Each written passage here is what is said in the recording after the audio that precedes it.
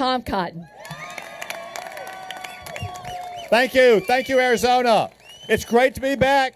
It's great to be back. I wasn't supposed to be here this early, but we landed a little early. I was so excited to get here because I heard you're having so much fun. And, you know, I got to say, I came here with my son, Gabriel, my 7-year-old. It's his first trip to Arizona. I know he already wants to come back, given the weather here. I've got a 5-year-old at home as well, Daniel. I got to tell you, Daniel sometimes doesn't like it when I have to leave. So I got a little separation anxiety. So recently he grabbed me around the leg when I was going back to Washington for work. And he said, "Daddy, please don't go." And I said, "Son, I got to go. I got to go to work." He said, "No, Daddy, someone else can beat the Democrats." And I thought, they might be able to beat the Democrats, but why would I let them have all the fun? And it's going to be a fun time Tuesday night when we beat all the Democrats in the great state of Arizona. And you've got a great slate of candidates here, and I'm very pleased to be back in Arizona campaigning on behalf of all of your Republican candidates. But most especially, like Steve Daines, I need reinforcements in the United States Senate. We've got to elect Blake Masters on Tuesday night. And I'll tell you, I literally just landed at the airport, and I was pulling up. I noticed there was a big plane that was white and baby blue, and it said United States of America on it.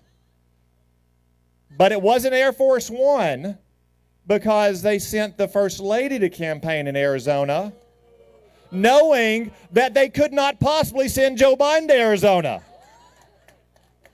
I mean, you can't even send Joe Biden to California without him saying he's going to ban coal in this country. I don't know what he thinks they're going to power all their electric vehicles with out in California if we ban coal. But if he had come to Arizona, you know what he would have said here? He would have said, "Please send back my wingman and rubber stamp Mark Kelly to the United States Senate." He would have said, "I need Mark Kelly to keep spending trillions of dollars we don't have that's creating all this inflation to continue to spend like drunken sailors," although that's an insult to drunken sailors. If you send Blake Masters to Washington, D.C., we'll stop the madness and we'll get inflation under control. If Joe Biden had come to Arizona, he'd said, "Please send Mark Kelly so he can continue to stand arm in arm with me as I leave our southern border wide open with 5 million illegal aliens crossing in our country in less than 2 years, flooding our streets with hardened, dangerous criminals and deadly drugs like fentanyl." If you elect Blake Masters to the Senate, we'll close our border and we'll crack down on the Mexican drug cartels that are killing so many of our fellow citizens.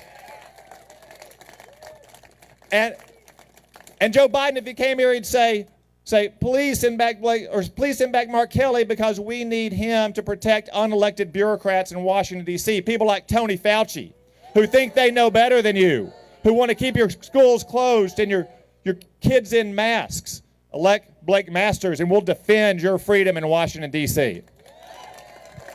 And that's what it really all comes down to. You've got a chance to make a difference for this entire country, not just your state.